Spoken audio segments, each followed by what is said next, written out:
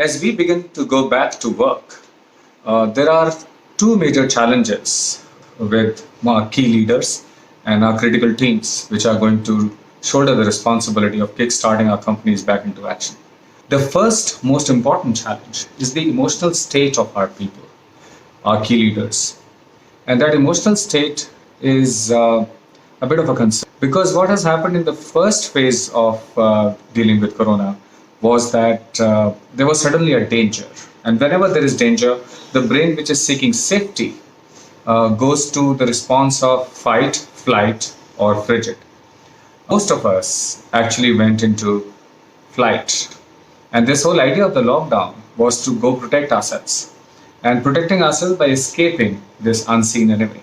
When we are in a lockdown and we are in a avoid danger kind of a mental mode, I think what happens is seek safety first, or the physical safety becomes paramount. That is a limbic reaction.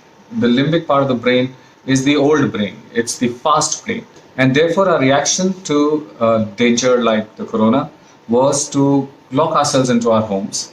And then to make sure that we don't think so much about this danger, we got engaged in activities that brought in some bit of safety, some bit of positivity in our minds.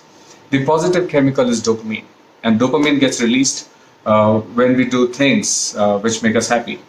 And primarily it was about food, it was about being with family, it was about keeping yourself engaged in the current moment so that you don't think too much.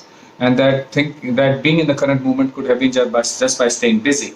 If you are reading, if you are watching a lot of Netflix, or just engaging yourself in something which doesn't make you think beyond the current moment.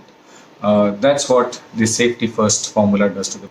It was a good response because when things are not out of your control, just keeping yourself sane is important.